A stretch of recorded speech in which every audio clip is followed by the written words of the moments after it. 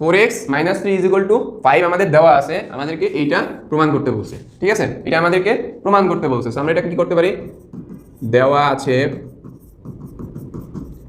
4x minus 3 is equal to 5 প্রমাণ করতে বলছে, তাহলে লেফট হ্যান্ড সাইড কি বলছে 64x cube minus 27 minus 180x।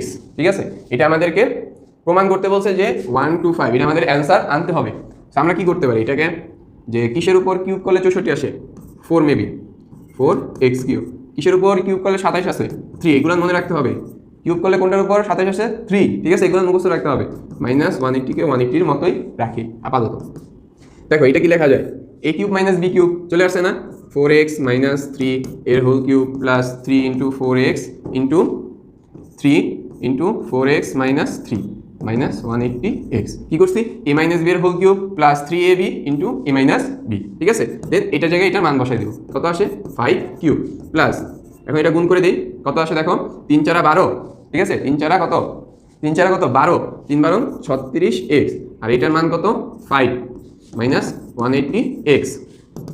1 2 5, 5 K cube করলে কত আসে 1 2 5, এগুলার মান মুখস্থ করতে হবে, আর না মুখস্থ করলে ক্যালকুলেটরে টিপ দিবা। প্লাস এটা কি লেখা যায় 36 ইন্টু 5 করলে কত আসে, একটু 5 করলে কত আসে 5 6 30, হাতে আমার 3 3 5 15 3 18, তাহলে কত আসে 180x মাইনাস 180x। ঠিক আছে, এটা এটা কাটাকাটি যায়, ভ্যানিশ, অ্যান্সার কি 1 2 5। দেখো আমাদের রাইট হ্যান্ড সাইড কি মিলছে, রাইট হ্যান্ড সাইড, অতএব left hand side is equal to right hand side. আমাদেরকে প্রমাণ করতে বলছে, তাই প্রুভড। দেখাও বলে কি লিখতাম, শো, প্রমাণ করতে বলছে প্রুভড।